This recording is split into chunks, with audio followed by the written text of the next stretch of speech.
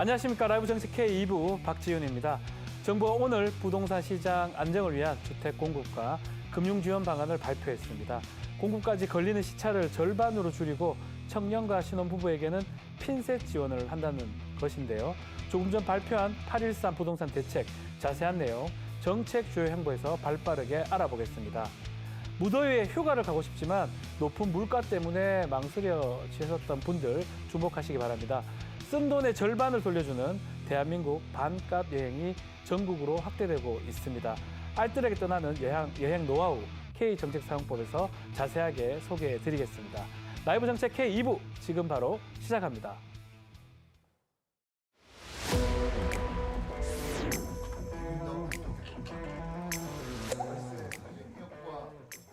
지금부터 전월세 및 매매 시장 안정을 위한 주택 신속 공급 방안에 대해서 보고 드리겠습니다.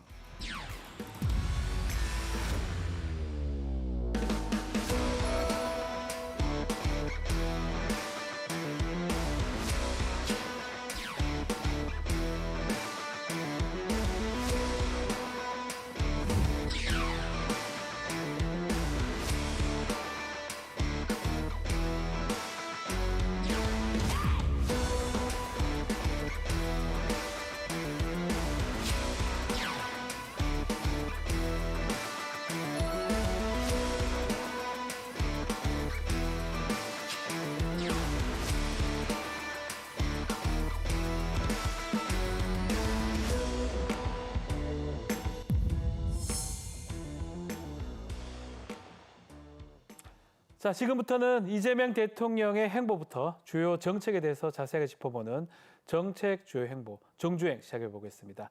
김민아 시사평론가, 김창규 기자 함께하겠습니다. 두 분 안녕하십니까? 안녕하세요. 안녕하십니까? 네, 자 정부의 부동산 시장 안정과 공급 촉진을 겨냥한 종합 대책 발표 지금 나왔는데, 자 어떤 방향성을 가지고 마련된 대책인지, 자 기자님께서 전반적인 윤곽부터 짚어주시면 좋을 것 같습니다. 네. 정부가 지난해 9.7 대책을 시작으로 네. 공급 대책을 여러 차례 발표하고 있는데요. 사실 공급하겠다라고 해가지고 없던 주택이 갑자기 뚝딱 나타나는 건 아니지 않습니까? 맞아요. 실제로 착공까지 여러 절차가 있어서 이 걸리는 시간이 길어지기도 하고요. 이런 절차와 시간을 좀 획기적으로 줄여서 공급 속도에 박차를 가하겠다는 게 이번 대책의 주된 내용이라 할 수 있겠습니다. 예. 또 청년과 신혼부부 같은 실수요자의 내 집 마련은 위축되지 않도록 하는 핀셋 지원 내용도 담겼습니다. 자, 대규모의 종합적인 대책이 나온 이유가 정부가 그만큼 부동산 문제를 좀 심각하게 바라본다, 이렇게 봐야 되겠죠?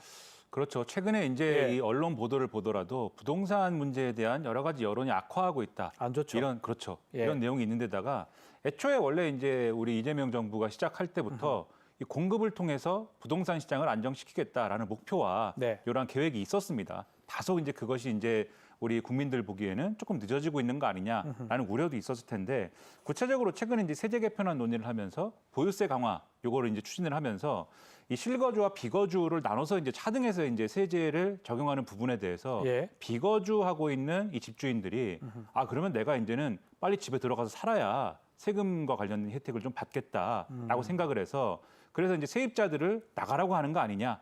그리고 이런 여론이 사실관계와는 관계없이 막 이렇게 불거지면서 실제 세입자들이 지금 상당히 불편함을 겪고 있다는 보도가 이어지고 있거든요. 그렇죠. 더군다나 전월세난이 또 서울에 있다 보니까 이게 세입자들이 나가면은 또 이제 이사를 해야 될 텐데 전월세난 때문에 이사를 할 수가 없다. 그렇습니다. 어떻게 하느냐, 이런 이제 우려가 있기 때문에 정부가 발빠르게 이제 움직여야 될 때인데, 이걸 해소하기 위해서는 일단 전월세난을 안정을 시켜야 될 텐데, 예. 그걸 위해서라도 공급이 뭔가 이렇게 많이 준비가 돼 있다라는 게 바로 이제 나와줘야 될 필요가 있고, 예. 결국은 이게 집 가격의 문제거든요. 집 가격의 가격이 문제죠. 올라가면 그러면 이제 또 세금을 내가 많이 내게 되겠구나라고 생각하면서 이런 현상들이 더 많이 벌어질 거기 때문에 네. 그걸 안정화시키기 위해서라도 지금 공급이 필요했는데 바로 이제 이 시기에 공급 계획이 그래서 좀 언급이 되는 것이다, 이렇게 말씀드리겠습니다. 맞습니다. 정부가 지난해부터 부동산 공급 대책 마련하고 실제로 시행도 하고 있지만 부족하다는 의견도 꾸준히 등장하고 있는데요. 관련해서 김윤덕 국토부 장관의 발언이 있었습니다. 듣고 이야기 이어가겠습니다.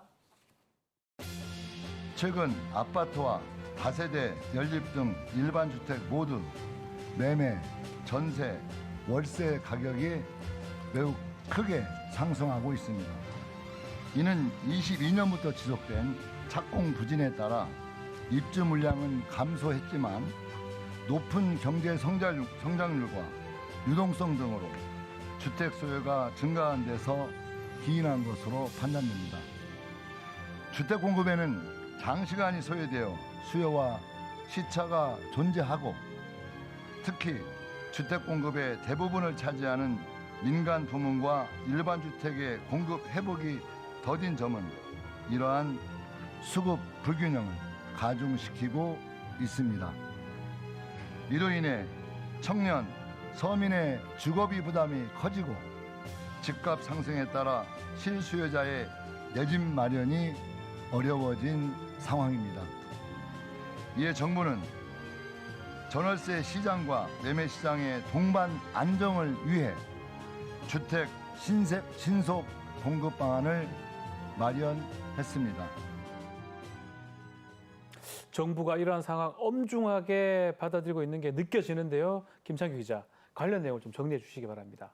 네, 결국 공급이 네. 부족해서입니다. 맞아요. 최근 아파트와 비아파트 모두 서울과 수도권에서 매매와 전월세 가격 상승폭이 커졌는데요. 예. 정부는 지난 2022년부터 2024년 사이 착공이 급감한 것을 원인으로 보고 있습니다. 입주 물량도 줄고 이 수급 불균형이 심화했던 겁니다. 예. 최근 수출 호조와 자본시장 규모가 커지면서 늘어난 유동성이 주택 수요를 밀어올리고 있다고도 봤는데요. 실제로 한국은행이 매달 발표하는 주택가격 전망을 보면 꾸준히 100을 넘어서서요. 네. 이 상승 기대가 계속 커지고 있다는 걸 알 수 있습니다. 이 전세든 월세든 매매든 이 집을 찾는 사람은 많은데 공급 물량이 따라오지 못하다 보니 가격이 오를 수밖에 없는 겁니다. 착공 입주 물량 보니까 계속 좀 줄어드는 느낌이에요. 네, 맞습니다. 예. 또 이제 시장에서 이 공급 문제를 어떻게 생각하고 있는지 직접 현장의 목소리 들어보고 왔는데요. 네. 서울의 한 부동산을 다녀왔습니다. 함께 보시죠. 저는 정부 정책에 적극적으로 정부 정책이 바람직하게 가는 방향이 있다. 지금 정부에서는 집을 사는 게 아니라 사는 거, 진짜 사는 거로 해서 가서라. 그 얘기는 바꿔 얘기하면 집을 사면 무조건 입주죠. 그러니까 집을 사면 입주해야 되니까 어떤 그 전월세 물량이 나올 수가 없는 구조입니다. 이게 사실은 바람직한 거죠. 이게 뭐 무슨 뭐 역기능직이라고 꼭 얘기할 수는 없는데, 그러나 당장에 이제 집이 국가에서 예를 들어서 임대주택을 많이 확보해 놓지 않은 상태니까 좀 답답하다고 얘기할 수 있습니다. 근본적인 시장 안정을 위해서는 뭐 충분한 집이 필요하다 이거 같은데요. 수도권에 가장 큰 문제가 땅이 없다는 거네요, 기자님. 네, 그렇습니다. 땅이 있어야 집을 짓죠. 그렇죠. 이재명- 공중에 질 수는 없는 거 아닙니까? 그렇습니다. 예, 이재명 대통령이 이 수도권에 헬기 타고 둘러보겠다라고 네. 밝힐 만큼 이 정부는 주택 공급 부지를 좀 샅샅이 찾겠다는 의지를 계속 피력해 왔는데요. 네. 예, 조금 전 대책 발표에서 이 역세권 등 우수 입지에 신규 택지를 지정하고 10만 가구 이상 추가 공급 계획을 밝혔습니다. 이 가운데 부지가 확정된 곳은 서울 강서와 경기 남양주 도심, 광주 3개 지구로 2만 7천 가구를 짓습니다. 이 신규 네. 택지를 포함해 수도권에 23만 가구 이상을 짓는 게 목표고요. 서울 강서가 나옵니다, 지금. 네, 서울 강서 염창동. 네. 염창공원 부지. 예, 여기 나오고 두 번째는 또 남양주에도 저 와부읍 근처에 지금 되는 거네요. 네. 다음은 또 광주 지역 장지동 일대에 48만 제곱미터 4,500호입니다. 네, 설명해 주십시오. 네. 또 공공택지도 좀 속도를 냅니다. 네. 최단기 착공 모델을 마련해서 공급 속도를 높이겠다 밝혔는데요. 인허가와 보상 등 절차를 동시에 빨리 추진해서 발표부터 착공까지 간극을 68개월에서 37개월까지 네. 절반 이상 줄이겠다는 계획입니다. 이렇게 해서 기존 택지 지구 착공 시기를 1, 2년 앞당겨서 8만 9천 가구를 조기 착공하는 게 목표입니다. 또 비주택 용지는 주택으로 바꾸는 등 가능한 곳에서는 빠르게 주택을 착공할 예정입니다. 이 소비자 입장에서 가장 궁금한 게 내가 언제 입주할 수 있느냐 이런 것 같아요. 착공 과정 이게 가장 중요한 것 같은데 빨리 진행되는 겁니까? 어떻습니까?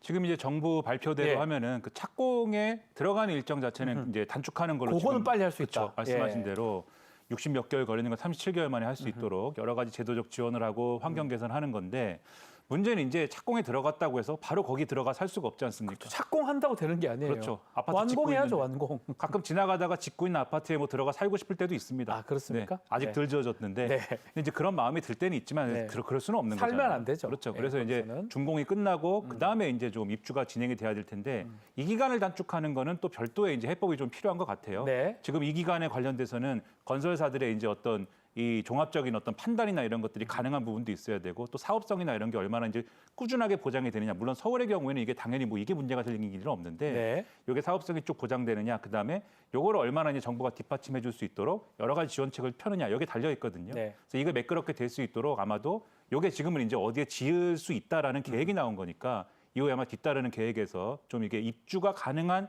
요 상황을 단축하는 것까지도 좀 정부가 안을 마련하지 않을까 생각이 됩니다. 김일하 평론가님. 그래도 아파트는 좀 지어지는 것 같은데 서민이 거주하고 있는 빌라, 오피스텔, 비아파트는 부족한 거 아닌가요? 이 부분은 어떻게 살릴 수 있을까요?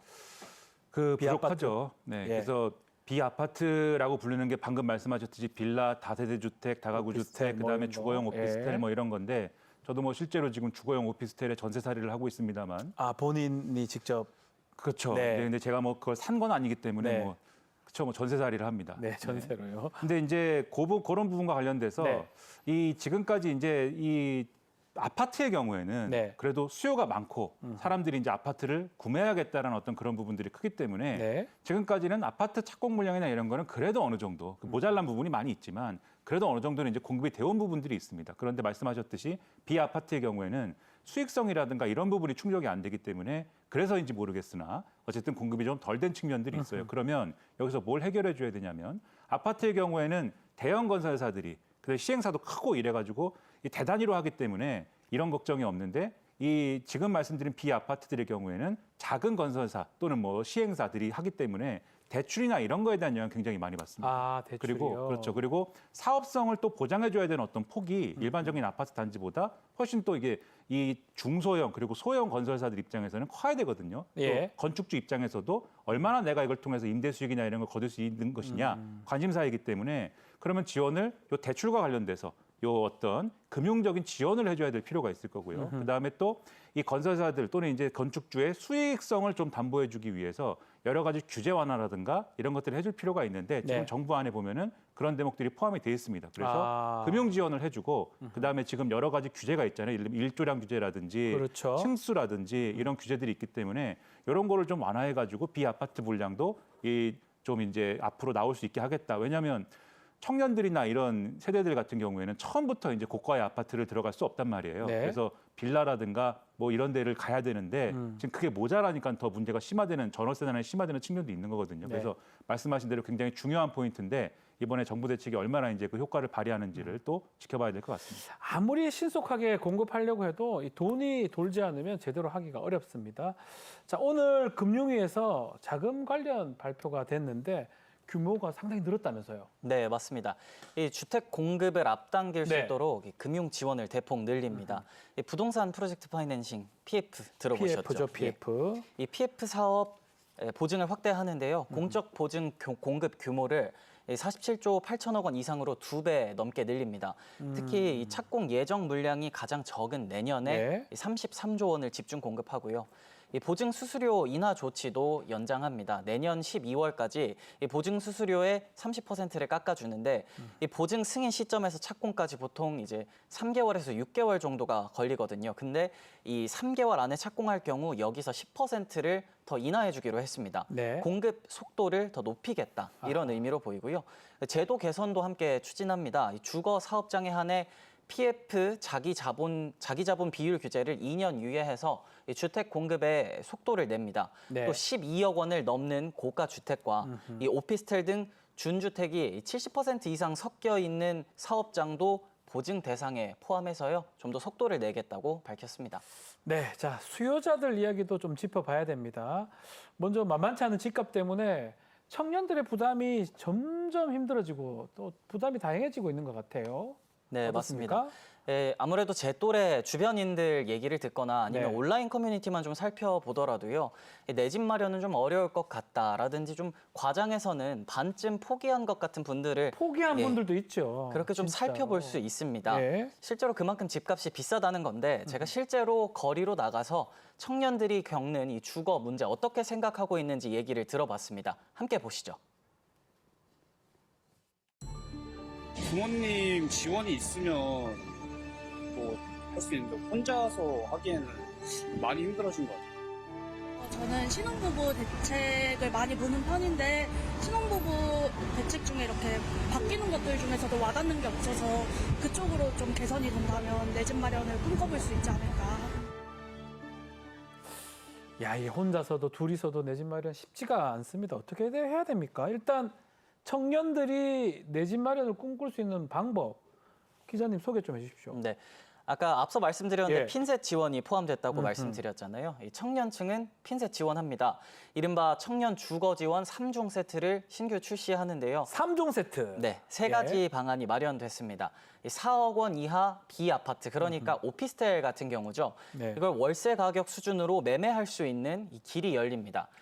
이 청년 미래 보금자리론이라는 상품이 새로 출시되는데 예를 한번 들어보겠습니다. 2억 원을 30년 만기, 연 3% 금리로 대출받아서 이 오피스텔을 샀다고 가정해 보면요. 네. 매달 원리금 상환액이 85만 원입니다. 이 정도 돈을 30년 동안 매달 납부하면 네. 이 오피스텔을 살 수 있다는 얘기죠. 그런데 이제 생애 최초 LTV 혜택 포기할 수 없지 않습니까? 받아야죠. 이렇게 청년 미래 보금자리론을 이용할 경우에 생애 최초 LTV 우대 혜택은 유지됩니다. 이 4억 원인 오피스텔, 4억 원이 안 되는 오피스텔에 계속해서 살아라 이런 의미가 아니고 이 오피스텔을 징검다리 삼아서 이 청년이 나중에 자산을 많이 형성해서 아파트로 이사를 가거나 할 때 좀 활용할 수 있도록 길을 열어둔 겁니다. 예. 또 요즘 청년들이 어떻게 거주하고 있냐면요. 반전세 형태로 거주하는 청년들 반전세요. 많습니다. 예. 이 전세와 월세 대출을 결합 보증하는 상품도 신규 출시하는데요. 네. 이런 청년들 이 상품 이용하면 도움이 되겠습니다. 임차 보증금의 90%를 최대 2억 원 한도 안에서 대출해주고 월세는 필요한 때에만 그 달에만 조금 돈이 모자라서 월세가 밀릴 걱정이 된다 이럴 때 마이너스 통장 방식으로 대출받아서 어허. 빌려줍니다. 또 기존 청년 특례 전세 대출 보증 상품은 대상자를 좀 확대하는데요. 예. 기존 34세에서 39세까지 늘려서 지원 대상을 더 확대합니다. 39세까지 대상을 확대한다고 합니다. 잘 좀 참고하시면 좋을 것 같고요. 앞서 영상에서 잠깐 이야기가 나오긴 나왔는데 신혼부부를 위한 대책이 부실하다 이런 지적이 있어요. 김래 평론가. 얼마 전에 이재명 대통령 SNS에 글을 썼습니다. 일명 결혼 페널티.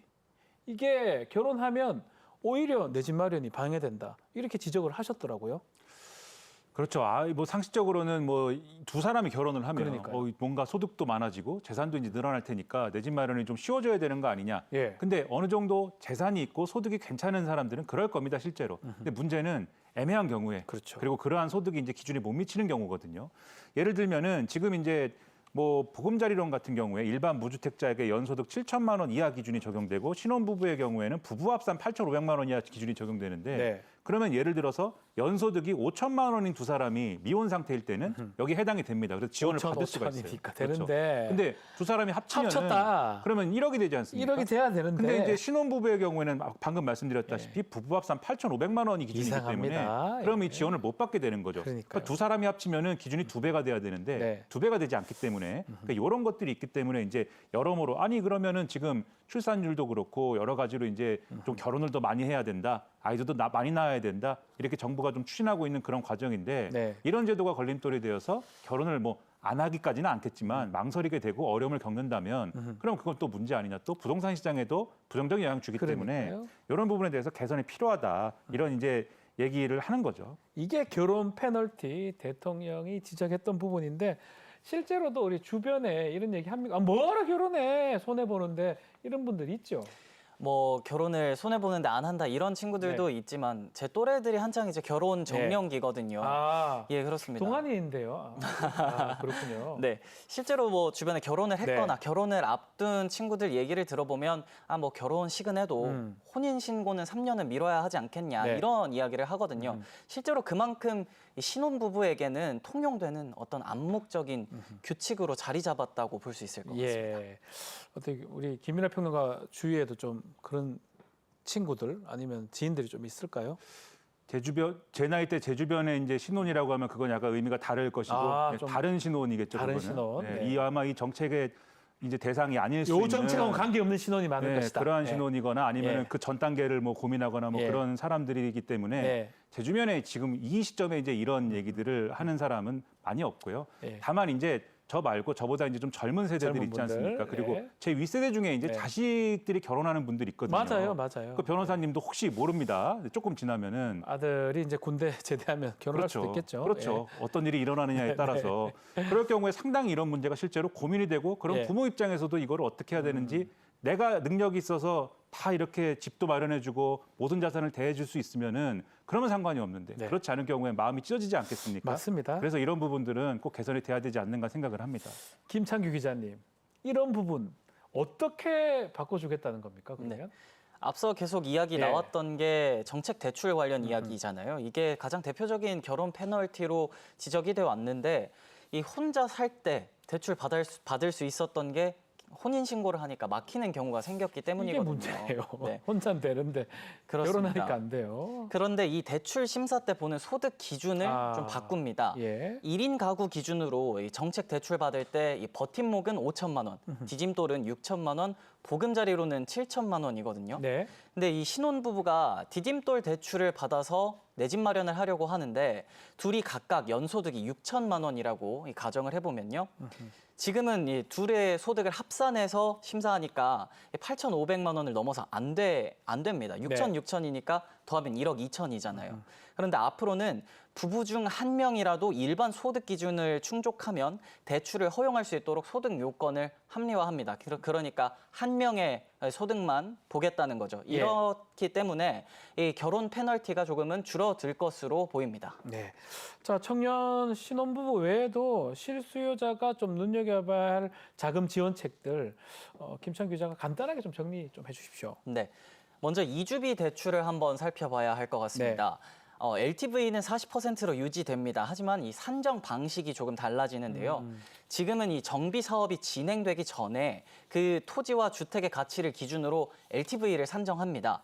근데 앞으로는 사업 종료 이후의 가치를 같이 두고 이 비교를 해서요 더 높은 걸로 반영을 해줍니다. 지난 부동산 대토론회에서도 이주비 대출 한도가 낮아서 어려움을 토로하는 목소리가 나왔었는데요. 이런 어려움이 좀 해소될 수 있을 것으로 당국은 보고 있습니다. 예. 또 이주비와 중도금, 잔금 등 이 주택 공급 관련 주담대는요. 네. 금융회사 총량 관리 목표에서 별도로 관리하기로 했습니다. 또 생애 최초 요건도 좀 달라집니다. 이 과거에 주택을 소유한 적이 있으면 생애 최초 LTV 혜택을 받을 수 없는 게 지금입니다. 그런데 개중에는 조금 억울한 분들도 있습니다. 뭐 예컨대 미성년자 때 주택 지분을 상속받은 적이 있는 잠깐 분들. 상속받았을 때. 네, 잠깐 예. 상속받았을 때 이것 때문에도 지금은 생초 혜택을 받을 수 없거든요. 그렇죠. 이런 불가피한 사유에 한해서는 이 금융회사 여신심사위원회의 심사를 거쳐서 예외로 인정받을 수 있는 길이 열렸습니다. 네. 근데 이제 이렇게 자금 지원책들 늘어나면 한편에서는 가계부채 관리가 느슨해져서 또 대출이 급증하지 않을까 이런 우려도 있는데 규제 원칙은 그대로 지켜지는 겁니까? 네, 금융위가 가장 강조했던 예. 게요. 규제 원칙에는 변함이 없다고 했습니다. 이 투기적 대출 수요 억제라는 일관된 수요 관리 기조는 이어가는데요. 불편이 제기되는 부분에 대해서는 핀셋 지원하는 거라고 설명했습니다. 예. 이 부동산 시장이 확고하게 안정될 때까지 LTV 40%, DSR 40% 그리고 주택 가격 구간별로 이 대출 한도를 두는 이 규제는 계속 유지합니다. 그리고 또 전세 대출 보증 제한 대상을 확대하는데요. 그래서 이제 투기 수요를 더 엄격히 관리한다고 볼 수 있겠습니다. 네. 이 투기적 목적의 비거주 1주택자도 이 제한 대상에 들어왔습니다. 어떤 분들이 대상이냐면요. 이 수도권이나 규제 지역의 아파트를 산 1주택자 가운데서 그 아파트를 임대차 하고 있는 분들, 예. 또 그 중에서도 이 본인이나 배우자가 실거주한 적이 없는 경우가 해당합니다. 좀 쉽게 말하면 이 전입 신고한 적 없이 아파트 임차 보증금을 다른 주택 매입 자금으로 쓴 1주택자는 앞으로 전세 대출 보증을 받을 수 없습니다. 알겠습니다. 필요한 사람들에게 필요한 대책을 잘 지원되기를 바라겠습니다. 부동산 공급 대책 여기까지 살펴보고요. 어제 정부가 대한민국의 미래 먹거리를 만들기 위한 또 다른 메가 프로젝트 발표를 했습니다. 관련 내용은 영상으로 먼저 만나보시겠습니다.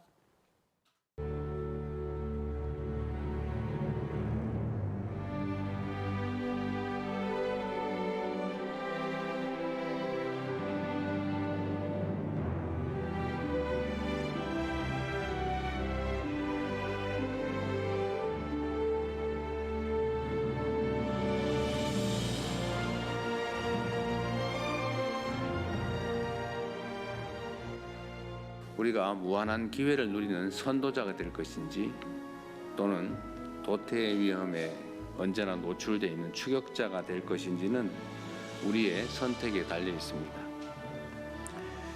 반도체 산업이 만들어준 절호의 기회를 활용해서 인공지능 시대 그 다음의 먹거리를 우리가 미리 준비해야 합니다. 오늘 함께 논의할 7가지 첨단 기술 7대 시드 프로젝트는 우리 경제의 차세대 성장 엔진인 동시에 국가의 핵심 전략 자산이 될 것입니다. 네, 7대 시드 프로젝트. 자, 이게 어떤 내용일지 7가지가 우리의 미래를 책임진다. 설명 먼저 좀 해주십시오. 네, SEED 어허. 시드거든요. 이 씨앗 아닌가요? 예. 한국어로 하면 그 단어 그대로만 보면 씨앗이죠. 네. 이게 어떤 거의 머리 글자냐면 이 파괴적 혁신을 위해 전략적 투자가 필요한 대한민국의 미래 성장 엔진. 네. 이걸 영어로 했을 때 앞 글자를 따온 겁니다. 네. 글자 그대로 읽으면 씨앗이죠. 예. 여기에 포함되는 게 이 소형 모듈식 원자로 SMR과 핵융합, 네. 더 강력한 재생에너지, 양자, 우주항공, 첨단 바이오, 첨단 공급망 이렇게 7가지가 이 미래 한국 산업의 경쟁력을 좌우하는 씨앗이 됩니다. 네. 10년에서 20년 뒤를 목표로 이 첨단 기술을 발굴하고 이 경제와 안보의 핵심 자산으로 육성하는 게 목표입니다. 네. 또 이 반도체 등 메가 프로젝트 추진하고 있잖아요. 여기서 창출된 자본이 다시 첨단 기술에 투입이 되고 이 시드가 새로운 메가 프로젝트로 발전하는 이 선순환 구조를 갖췄다는 설명입니다. 핵융합도 있고 뭐 양자하고 좀 어려운데 김민하 평론가 좀 아는 내용 있을까요? 아는 내용이 있느냐? 네. 네, 뭐 조금씩 알긴 하지만 네. 정통하다고 말할 수는 없습니다. 그렇게 보여요. 아무래도 예, 이제 조금씩은 알아야 되겠게 예. 뉴스에 나오기 때문에 양자하고 핵융합 뭐 요 정도. 예. 나머지도 조금씩은 알고 AI도 있지만, 있고 하지만, 네. 굉장히 어려운 내용들입니다. 이게. 맞습니다. 그리고 이름을 굉장히 잘 지은 것 같습니다. 네. 시드. 이게 마치 굉장히 성능이 좋아질 것 같은 네. 그러한 내용입니다. 예. 핵융합을 제가 좀 이해하기 편하게 아, 설명을 자연계 한번 나왔습니까? 핵융합. 예, 핵융합. 자연계는 아닌데 아닙니까? 예. 제가 과학 유튜브 시청을 많이 하거든요. 아, 그래요?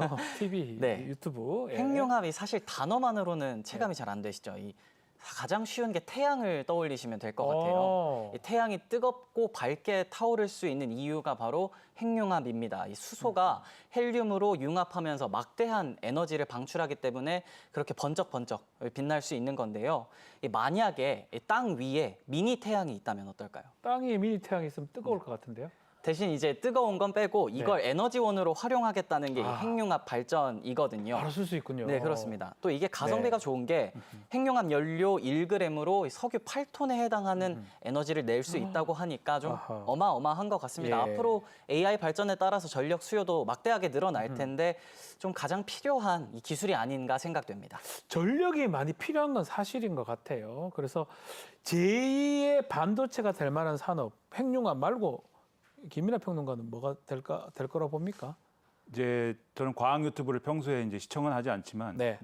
아무래도 이제 자연계 아니라고 하셨으니까 문과 세명 아니겠습니까? 저도 인문계 문과입니다. 그렇죠. 문과 예. 세 명에서 이제 얘기를 하는데 저는 이제 뭐 다 이제 좋은 얘기들이죠. 근데 제가 개인적으로 관심이 가는 분야는 사실 양자 컴퓨터입니다. 양자 컴퓨터. 평소에 컴퓨터를 많이 이용하기 때문에. 아. 근데 양자 컴퓨터라는 게 예를 들면 컴퓨터의 언어라는 건 이진수잖아요. 0이냐 그렇죠. 1이냐. 그런데 양자 컴퓨터라는 거는 확률의 영역에 있는 것이기 때문에 양자역학이라는 게 확률이지 않습니까? 네. 그래서 0과 1이 중첩되어 있는 것의 확률에 대해서 그 확률을 기반으로 해서 이 확률 속에서 오답을 제거하는 방식으로 오. 정답을 찾아나가는 그런 원리인데 예.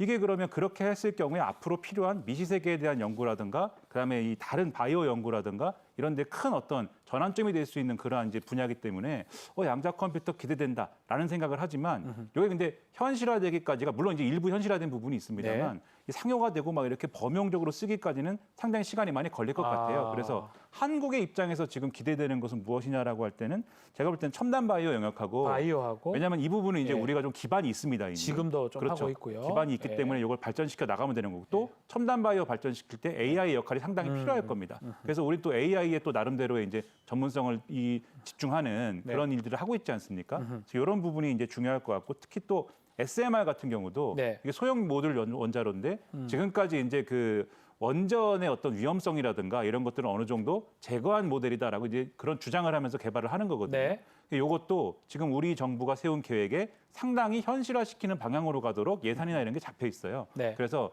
이런 부분들은 우리 입장에서 상당히 이 앞으로 기대해 볼 만하지 않는가라고 생각합니다. 모른다고 하지만 잘 짚어주시는 것 같습니다. 자, 김정관 산업통상부 장관도 핵심 기술만큼 중요하게 챙겨야 할 시대에 대해서 강조하기도 했는데요. 영상 함께 보시겠습니다. 3대 메가 프로젝트 차세대 핵심 기술을 과학기 부총리께서 아주 현란한 프레젠테이션과 함께 보고를 해주셨습니다마는 핵심 광물, 첨단 소재, 부품, 장비가 뒷받침해 주지 못한다면 그야말로 모래 위에 쌓은 성에 불과하다는 것을 우리 모두 다 알고 있습니다. 그 사실을 우리만 아는 것은 아닙니다. 주요국들도 모두 알고 있는 사실입니다. 여기서 우리가 뒤처진다면 우리가 만든 빛나는 미래도 그 꿈도 현실화시키기 어려울 것입니다. 핵심 강물, 또 소재, 부품, 장비, 첨단 산업과 함께 매번 강조되고 있는 것 같은데요. 자, 이 부분에서 어떤 방안을 마련했다는 것입니까? 네. 이 첨단 기술을 늘 짝처럼 예. 따라다니는 단어가 바로 핵심 광물과 소부장입니다. 소부장. 예, 히토류 같은 희귀 핵심 광물이 대표적인데요. 네. 우리나라는 소부장 해외 의존도가 좀 높습니다. 특히 중히토류 같은 경우에는 중국 의존도가 99%에 달한다고 하는데요. 너무 높습니다. 네. 이렇게 좀 의존도가 높으면 특정 국가의 수출 정책이나 좀 지정학적 위기에 따라서 공급망이 크게 흔들릴 수 있습니다. 네. 이런 상황을 예방하기 위해 공급망을 강화할 방침인데요. 10대 핵심 광물의 재자원화율을 2030년까지 20%로 높이고 국내 생산 기반도 확대할 계획입니다. 또 2028년에는 새만금 국가산업단지에 핵심 광물 비축 기지를 가동할 예정입니다. 예. 자, 늦어도 2035년이면 어느 정도 실행되려고 하면 시간이 얼마 안 남았습니다. 어떤 정책적 지원이 필요할까요, 김은하 평론가?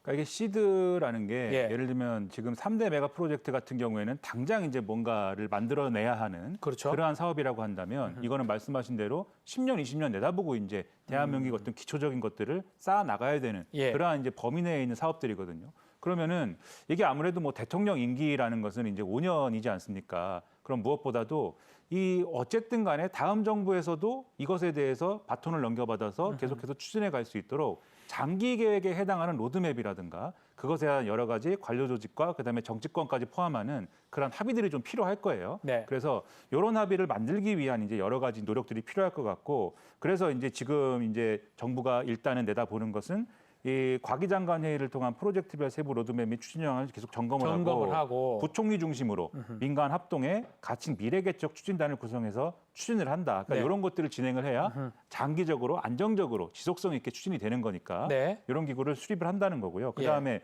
특히 뭐가 필요하겠습니까? 연구를 잘할 수 있도록 연구 개발을 연구해야 잘할 수 됩니다. 있도록 지원을 해줘야 되잖아요. 그래서 이런 혁신적인 도전적인 R&D를 할 수 있도록 하기 위한 그리고 이걸 근간으로 한 사업화를 쉽게 할 수 있도록 하기 위한 법령이라든가 제도적 정비 이런 것들을 뒤따라서 이제 추진한다는 거니까 상당한 기대를 갖고 봐야 되겠습니다. 알겠습니다. 자, 지금까지 정주행 함께 진행했습니다. 김민하 평론가, 김창규 기자 두 분 감사합니다. 고맙습니다. 다음 순서는 분야별 국정 정책과 다양한 이슈를 풀어보는 K 정책사용법 시간입니다. 오늘의 이슈 먼저 영상으로 확인하시겠습니다.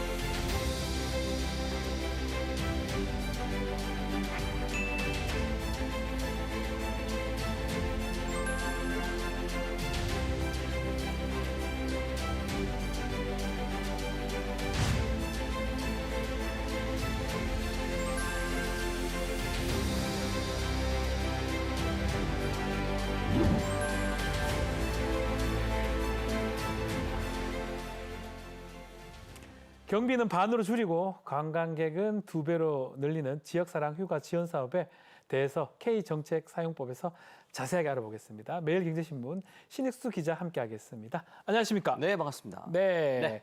네. 먼저 네. 휴가 다녀오셨습니까? 다녀왔죠. 네. 여행 전문 기자시니까 휴가 어디를 다녀왔는지 궁금합니다. 저는 우리 박 변호사님이 더 궁금하긴 한데. 안 갔어요, 저는. 안 가셨구나. 아직 못 갔습니다. 네. 저는 개인적으로 요거 좋아합니다. 네. 템플스테이. 그래서 아. 이번에도 짧고 굵게 2박 정도 해서 일정으로 가까운 곳, 의정부 쪽에 가면 의정부 절이 있습니까? 옆에 양주라고 있어요. 양주. 그 양주 옆에 예. 가면은 묘한 사찰 하나가 있는데 예. 여기 템플스테이 하면 우리 고리타분하다 생각하잖아요. 예. 재밌습니다. 그래서 저는 다이어트 템플, 다이어트를 즐기고 왔는데 예. 이제 다이어트 하는 건 좋은데 네. 끝나고 나올 때 양주가 한우 마을로 굉장히 유명하거든요. 예. 그리고 옆쪽에 가면 의정보다가 부대찌개 유명하잖아요. 예. 다이어트는 실패를 했지만 예. 정신은 잠깐 힐링을 하고 예. 돌아왔습니다. 절에서 템플스테이 하고 나오면서 한우하고 맛있는 거 드셨다. 네. 이렇게 정리를 하면 될 것 같습니다. 자, 국내 여행을 하면 여행비의 절반을 지원받을 수 있는 정책 저희가 설명을 드렸는데 국민들은 대한민국 반값 여행이라는 이름으로 알고 계신 것 같은데요. 이 지역사랑 휴가 지원 산업 언제부터 시작된 사업인지 설명 좀 부탁드리겠습니다. 네. 원래는 개별 지자체들이 예. 반값으로 이제 관광객들을 끌어들여야 되잖아요. 그러니까 반값으로. 예, 각계 전투를 벌이고 있었는데 요거를 문화체육관광부하고요, 한국관광공사에서 묶었습니다. 그러니까 이게 약간 우리 증시로 표현하자면 ETF 같은 거 있죠. 패키지로 ETF. 묶어버렸어요. 그래가지고 요거를 선을 보인 게 예. 4월부터입니다. 그러니까 이게 여기에다가 대한민국 구석구석이라는 홈페이지가 원래 있었어요. 대한민국 K관광의 아하. 그냥 메인 페이지 같은 건데 우와. 요거를 만들어 놓고 지자체들을 묶었고요. 예. 내용은 어떤 거냐면 예. 이게 사실 뭐 이야기를 쉬워니까 인구 소멸 지역들이 전국에 많잖아요. 예. 사람들이 안 옵니다. 예. 지역이 망할 수도 있으니까 관광객들이라 그러죠. 이제 이동하는 인구들 얘들을 유치를 하는 겁니다. 대신에 우리 여기로 놀러를 가면 반값으로 해준다 이런 의미인 거죠. 그래서 어떤 지원을 해주냐면 우리 관광객들이 내국인들이 놀러를 가면 네. 개인들한테는 전부 반값인데 맥스를 정해놨겠죠. 맥스를. 한없이 퍼줄 수는 없으니까. 예. 그래서 50%인데 개인은 10만 원까지. 그리고 단체는 2인 이상입니다. 단체는 20만 원까지. 네. 그다음에 청년층이라고 있잖아요. 예. 젊은 분들 많이 오라고. 예. 근데 물론 청년층이 지역별로 다릅니다. 60세를 청년으로 구분하는 지자체들도 있어요. 그런 지자체도 있어요? 네, 많아요. 저도 그래서 청년이네 아직까지. 예. 네, 그렇습니다. 예. 이런 분들이 오시라고. 네. 그래서 청년들은 70%까지, 70% 14만 원 정도까지 지원을 해주는 우와. 이런 사업을 우리 지역사랑 휴가제다 이렇게 부르고 있습니다. 정말 죄송하게 지난 봄부터 하고 있었는데 저는 잘 몰랐습니다. 네. 근데 결국 여행비 절반을 지원해 준다 이렇게 느껴지는데 예산이 꽤 많이 필요할 것 같은데 이게 정부하고 지자체가 함께 나서서 이렇게 해주는 이유가 뭘까요? 그러니까 이게 결국은 인구 분산이라고 보시면 되는 거죠. 그러니까 이게 휴가족들이 아직까지도 가는 곳만 갑니다. 그러니까 뭐 우리 맞아요. 쉽게 말해서 강원도, 제주도, 부산, 네. 뭐 이런 데들만 저 가는 데가 똑같네요. 네, 저도 거기. 예. 하여튼 뭐 이런 데들만 가다 보니까 여기가 예. 편중된 인구 숫자, 우리 휴가족 숫자가 60% 이상 되거든요. 예. 그러니까 몰리면 항상 문제가 생기잖아요. 네. 우리 그 증시에도 요즘에 그 단일 종목 ETF 삼성하고 하이닉스 때문에 뭐 전체가 흔들리잖아요. 힘들어요. 힘들어요. 많이 힘들어요. 예. 이게 몰리지 않게끔 분산을 좀 하자 네. 이런 의미에서 이렇게 진행을 하고 있는 거죠. 자, 반값 여행 네. 지금 많이 유행처럼 번지고 있는데 처음 시작한 곳이 전남 강진이라고 하던데요. 이 강진에서 시작한 반값 여행 어떤 내용이 있었습니까? 강진부터 했죠. 우리 예. 이재명 대통령께서 국무회의 포함해가지고 연초부터 계속 반값 여행만 하면 강진을 떠올려라 강진. 이야기하시죠. 강진은 개인적으로는 굉장히 가기 힘든 동네라고 제가 이야기를 합니다. 멀리 있어요. 정말 강진 가려면 목포 찍고 예. 옆에 뭐 영암도 찍고 해야 되기 때문에 목포보다 더 멀잖아요. 그래서 보통은 4성급 호텔이 목포에 있기 때문에 예. 보통 목포 묵고 예. 강진으로 넘어갑니다. 그 정도로 힘들어요. 이게 여행 자체가. 근데 이제 강진에서 어떤 걸 했냐면 여기서 이제 반값 여행을 올 초부터 선을 보이면서 네. 히트를 쳤죠. 그래서 원래는 강진 인구가 3만 정도밖에 안 되는데 이 5월 초까지 올해 신청을 했던 팀 수 있죠. 그러니까 예? 이게 사람 수가 아니고 팀. 가족도 되고 청년들 친구끼리도 되는데 이 팀 숫자가 3만 팀이 그러니까 이게 2만이 넘었어요. 2만 팀이 넘게 신청을 예, 했고 예. 실제로 여기에 여행을 갔던 팀들이 1만 3천 팀. 어마어마하네요. 네, 많이 갔죠. 그래서 예. 여기서 이제 소비 효과라 그러잖아요. 실질적으로 강진에 썼던 돈이 네. 40억 원이 넘었어요. 어마어마하네요. 예, 이것도. 그리고 이제 아까 반값을 지원을 해준다고 예. 제가 말씀드렸잖아요. 그래서 여기에 지역 화폐, 그러니까 지역 모바일 상품권으로 발행했던 돈이 19억 원이 넘었습니다. 그래서 이게 전체적으로 보면 이게 굉장히 많은 숫자를 썼는데 여기에 다시 와서 네. 보통 이제 지역 상품권을 받으면 다시 와서 쓰잖아요. 네. 요거를 다시 썼던 돈이 6억 8천 정도. 아, 새로 그걸 받았기 때문에 예. 다시 오는 거군요. 모바일 상품을 받았으니까 내가 다시 가서 한번 써봐야지 하고 다시 와서 씁니다. 예, 예, 예. 그러니까 이게 선순환이라고 우리가 이야기를 하는데 네. 그래서 이렇게 해서 전체적인 효과들은 48억 원 정도. 아. 굉장히 많이 쓰고 갔다, 효과도 좋았다 이렇게 보시면 되는 거죠. 이게 지금 말씀하신 거 좀 정리가 네. 좀 필요할 것 같은데 네. 절반을 환급해 주는데 현금은 아닙니다. 아, 그럼요. 막 지역 화폐로 돌려준다. 네, 이렇게 그렇죠. 정리하면 됩니까? 네, 맞습니다. 그 지역의 화폐입니까? 그 지역에서 쓸 수 있는 화폐고요. 예. 그다음에 이게 재밌는 건 뭐냐면 지역 화폐를 발급을 하면 현장에 가서 써야 되냐? 우리가 다시 가기가 불편한 사람들도 있잖아요. 그런 분들도 있죠. 한 그래서 번 더. 예. 여기에 모바일, 온라인까지 쓸 수 있게끔 다 해주니까 예, 예, 예. 편하게 지원을 해서 신청을 받으면 되겠습니다.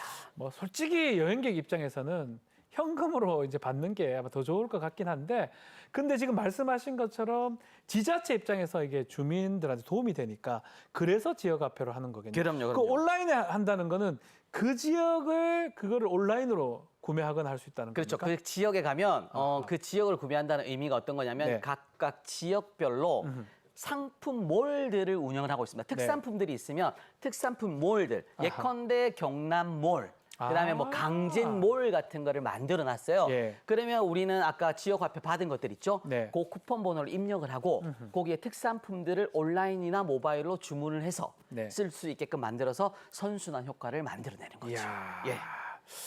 자, 효과가 입증됐습니다. 이 반값 여행. 뭐 저도 환급 좀 받으면서 강진이나 어디든 여행을 좀 가고 싶은데, 일단 반값 여행으로 지정된 곳이 어딘지 또 빠진 곳이 어딘지 영상으로 먼저 좀 보겠습니다. 문체부 장관님, 약간 소소한 게 하나 있는데 왜 반값 여행 지역에 내 고향 경북은 없는 거예요? 그 청양산 좋아요. 주황산 이런데 신청 안 했어요? 원래 20곳을 지원하기로 돼 있는데요. 신청한 곳이 20개 지방자치단체고 지방정부 신청 안 했어요? 네, 저희가 6억을 내면 각 지방자치에는 14억을 냅니다. 그래서 인구 감소 지역인데 예산이 형편이 되는 곳이 지원을 하셨고요. 나머지 4곳은 이제 가을에 하려고 하고 있습니다. 이게 신청을 못해서 네. 할 말이 없네. 대통령, 내 고향 경북이 빠졌다. 경북 안동. 저도 경북이에요. 그러시구나. 경북 네네. 의성인데. 네. 아니 좀 이렇게 경북은 왜 빠졌는 거며 이게 구조가 어떻게 되는 겁니까? 그러니까 이게 사실은 네. 이런 또 의성분들은 굉장히 싫어할. 야, 의성하면 또 우리 빙계 아닙니까? 빙계. 예. 얼음에 뭐 얼음골 난린데 이 빠졌다. 이거 되게 실망하실 텐데 이런 게 있습니다. 이게 사실은 정부에서 지원을 어떻게 해주냐. 아까 네. 문화체육관광부 최유영 장관님 나오셨잖아요. 나왔죠. 문체부하고 한국관광공사 한다고 제가 말씀을 드렸는데 지원은 어떻게 하느냐.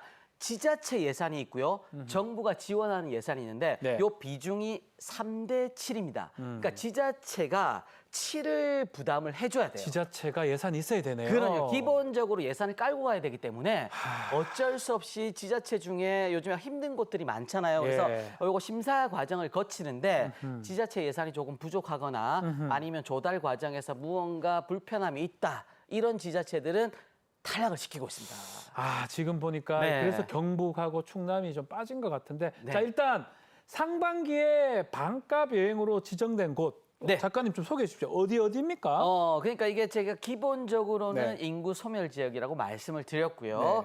인구 소멸 지역이라고 이야기를 하는 곳들은 전국에 84개 정도 보고 있습니다. 그래서 84개. 네, 그 중에서 16군데를 아까 지자체들 예산을 받아가지고 문체부하고 한국관광공사 심사 과정을 거쳤죠. 나오고 지금 있네요, 여기. 화면에 보면은 나오고 있죠. 그래서 이야.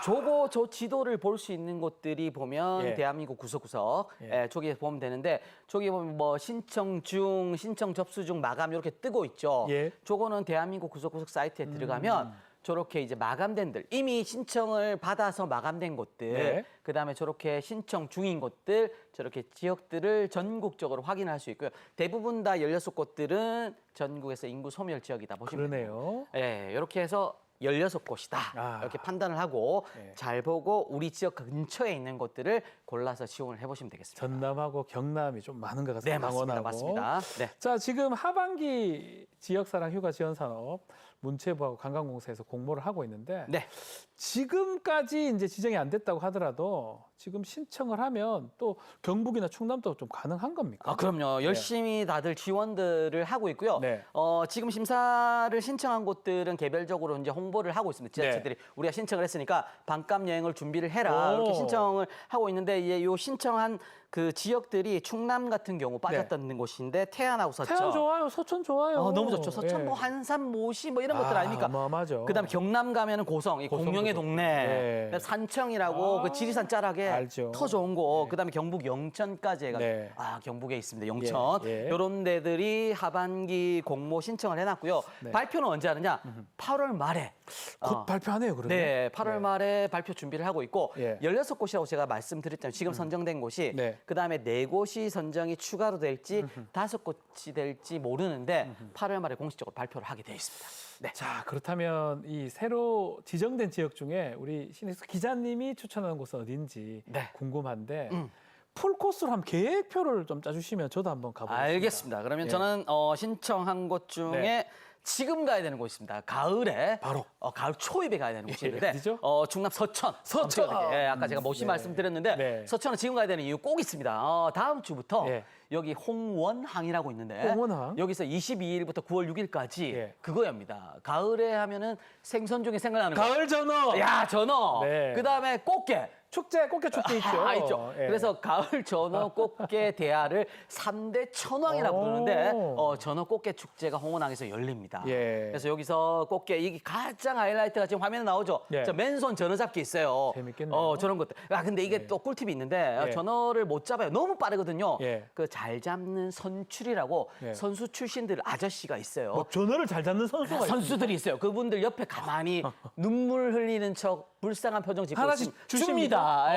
이런 것도 저렇게? 받으면 저 화면에 꽃게들 저런 것들 마음껏 예. 잡고 놀고 먹고 할 수가 있고요. 그다음에 서천을 제가 찍은 이유는 네. 요거 말고도 즐길 게 많습니다. 다른 축제 말고도 많습니까? 다른 축제? 다른 축제도 많은데 어떤 게 있습니까?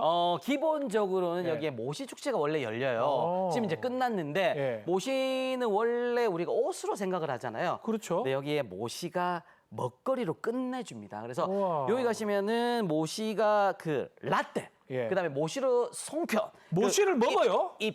입으로요. 아. 옷 말고요. 예, 깜짝 잎으로 놀랐습니다. 먹습니다. 그래서 예. 모시 가루, 모시 젓갈 같은 예. 것들이 있거든요. 네. 이런 것들 같이 즐길 수가 있고요. 그다음에 여기 가면은 우리 또 박 변호사님 좋아하시는 약주 중에 술. 소곡주라고 있어요. 한산 소곡주. 그럼요. 네. 안전뱅이 술이라고 네, 이야기하는 거. 너무 요거. 맛있습니다. 그래 우리 고 노무현 대통령, 예. 문재인 대통령까지 추석 때 이거 선물로 썼었어요. 아. 제가 우리 방송 나가면 또 우리 대통령이 자주 보잖아요. 예, 예.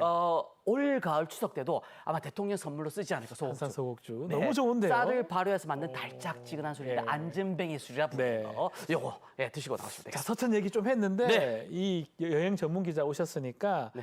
다른 추천 여행지도 좀 듣고 싶습니다. 다른 추천. 서천 외에 좀 어떻게 도시를 엮어서 여행할 수 있는 여행지도 소개를 좀 알겠습니다. 해주시면 좋을 것 전남 같아요. 지역 중에 우리 또 인구 소멸 지역으로 대표적인 것 강진을 끼고 강진. 돌아볼 수 있는 코스가 있는데 네. 요거 이름 기억하시면 됩니다. 깜짝 놀라실 분들 많을 텐데 강혜영. 강혜영. 네. 그냥 알겠어요. 강진, 해남, 영암. 와 영암까지 네. 해가지고 네, 강혜영. 대단하십니다. 그럼 너무 단순한 거라서. 좋습니다. 그래서 강지 요거를 어떻게 꿰느냐가 중요하잖아요. 예, 예. 공통적인 요소가 전통주입니다. 그래서 이제 강진에 가면 하멜 맥주라고 지역 개발로 굉장히 유명해서 양조장 투어를 많이 하는 곳이거든요. 네네. 요거하고 그다음에 해창에 해남 쪽에 가면 막걸리 유명합니다. 해남의 막걸리. 그다음에 우리 영암 쪽은 무화과 막걸리. 무화과 막걸리. 이런 것들을 엮어가지고. 근데 이거 운전을 하고 하면은 안 되잖아요. 음주운전 안 되니까 고속버스가 아하. 투어 코스를 만들어놨어요. 고속버스가 있군요. 네, 그래서 개별 고속버스들이 이 투어 코스를 만들어놓고 비정기적으로 출시를 하고 있으니까 요걸 딱 찍어두고 투어를 가시면 강해요. 여자친구 이름이 아니고 강혜영이다 투어를 재밌게 즐기면 되겠습니다. 강혜영에서는 막걸리나 술을 마셔라 이렇게 이해되고 고속 버스를 타면 더 좋을 것이다. 그럼요. 아니면 뭐 1박 하고 오면 되는 거고. 그럼요. 여러 좋죠. 방법들이 네. 있습니다. 자, 지금 소개해 주신 강혜영, 또 서천도 충남 서천도 말씀 주셨고요. 자, 하반기에 새롭게 운영되는 반값 여행지 꽤 많던데 이 9월 이후에 여행비를 지원받으려면 어디서 어떻게 신청을 해야 됩니까? 네, 제가 이게 중요합니다. 계속 언급을 드리는데 대한민국 구석구석 네. 우리 한국관광공사에 운영하는 K관광 홈페이지라 보시면 돼요. 홈페이지. 여기에 딱 들어가셔가지고요. 예. 들어가자마자 뜨는 게 있습니다. 반값 여행 50%라고 꼭 클릭할 수 있는 코너가 딱 있어요. 네. 그걸 딱 누르고 들어가면 지도가 뜹니다. 지도가 뜹니까? 네, 지도가 뜨게끔 돼 있고요. 그다음에 거기에 지도를 누르고 원하시는 지역들 있죠. 예. 거기를 누르고 들어가면 되는데 여기서 신청까지 다 받는 거는 어떻게 되냐면 개별 여행 지자체 거를 모아뒀다 그랬잖아요. 그러면 누르는 순간 개별 지자체별로 이렇게 네. 이어집니다. 그래서 네. 거기에 원하는 곳을 찍고요. 그 지도를 누르면 이렇게 바뀝니까? 뜨는 거죠. 고흥, 지도를 생선, 누르면 저렇게 나오고요. 그다음에 영월 이렇게? 예, 지금 아. 신청을 받는 곳이 고흥이죠. 고흥 봤네요. 예, 빨간 색깔로 돼 있죠. 저렇게 고흥 가자, 고흥 오렌지빛. 가자. 예. 그다음에 마감된 곳들은 회색으로 뜨니까 영어라고 행성은 조금 기다렸다가 예. 곧 뜨면은 저기가 최근에 모집을 했는데 다 오픈런으로 마감된 곳. 아니 마감도 됩니까? 빨리 마감됩니다. 안 하면? 그러니까 이게 사실은 째려보고 있다가 바로 뜨자마자 클릭을 하셔야 돼요. 대한민국 구석구석 홈페이지 지도 딱 열어가지고 네. 저걸 보고 있다가 딱 뜨면 바로 네. 딱 눌러야 되겠네요. 그렇죠. 그다음에 이게 와. 중요한 거는 뭐냐면 여행 갔다 온 다음에 예. 열흘 안에 보통 이걸 신청을 하셔야 돼요. 아, 열흘 안에요. 네, 영수증 증빙 서류들 있죠. 아하. 이런 것들 모바일로 찍어놨다가 증빙 아하. 서류 제출하고요. 그다음에 올해 안에 예. 지역 화폐 받은 것들은 다 써야 됩니다. 왜냐하면 예산이 올해 안에 소진되게끔 다 하고 있기 때문에 요거 잊지 마시고 올해 안에 써야 된다는 거 기억해 두시면 되겠습니다. 아, 실제로 그러면 갔다가 딱 뜨면 거기 간 것처럼 이렇게 딱 누르면 돼. 간 것처럼 하면 아니죠. 갔다 와야 가야죠. 되겠죠. 갔다 와야 되죠. 그리고 현장에 예. 방문한 다음에 네. 영수증을 지참할 수 있기 지참할 때문에 수 있도록. 꼼수는 통하지 않는다. 꼼수는 안 무조건 된다. 가야 된다. 기억해 두시면 되겠습니다. 자, 대한민국 반값 여행 제도 너무너무 지금까지 순항 중인 것 같은데요. 또 참여하는 지자체들도 더 늘어날 것으로 보입니다. 자, 앞으로 대한민국 반값 여행 더 안정적으로 자리 잡기 위해서 기자님이 보시기에는 꼭 필요한 부분 어떤 게 있을까요? 이게 이제 그런 게 네. 있어요. 이게 예산을 정부에서 지원을 해주니까 네. 딱 신청할 때만 반짝하고 끝날까 봐. 그러니까 이런 거 있잖아요. 이게 사실 우리끼리 이야기로는 이게 뭐 예산 소진형 특수다. 뭐 네. 이런 이야기를 하거든요. 네. 그래서 이게 모집할 때만 지원하고 반짝하고 끝나면 안 되잖아요. 네. 그래서 강진 같은 경우는 365일 반값 제도다. 이런 이야기가 있어가지고 밀고 있거든요. 계속. 늘 우리가 갈 수 있게끔 분위기를 만들어주는 거죠. 그리고 이게 사실은 숙박하고 먹거리만 하지 말고 아하. 반값을 지원을 해주는데 약간 그 인프라 같은 것들 있죠. 오. 그러니까 지금 최근에 유행하는 게 관광 택시 같은 게 있어요. 그래서 관광 택시요? 관광 택시는 현장에 가서 우리가 차를 안 가져갔을 때 이 관광 택시만 타면 됩니다. 근데 50% 반값으로 해줘요. 오, 이거 괜찮은데요? 그러니까 이런 걸 해주면 계속적으로 가서 거기에 있는 지역분들이 문화해설도 해주면서 택시 운전까지 같이 해주니까 얼마나 좋아요. 그러니까 이런 살아있는 소식도 듣고 투어를 할 수 있으니까 이런 것들. 그래서 이렇게 되면은 우리가 관계 인구라 부르는데 예. 다녀가는 인구들 있잖아요. 이런 것들이 자연스럽게 늘게 되니까 정말로 이게 사실은 착한 여행, 공정 여행이라 부르는데 예. 이런 것까지 다 우리가 목적을 달성할 수 있다. 이렇게 생각하시고 이런 것들만 좀 염두에 두시고 정책 추진할 때 참고해 주시면 좋네요. 되겠습니다. 기사님, 지역민하고 얘기할 수 있다. 그렇죠. 그게 관계 인구라고 말씀 주셨습니다. 자, 오늘 말씀 여기까지 듣겠습니다. 지금까지 매일경제신문 신익수 기자와 함께했습니다. 감사합니다. 고맙습니다. 라이브 정책 K 2부 오늘 준비한 소식 여기까지입니다. 함께해 주신 시청자 여러분 고맙습니다.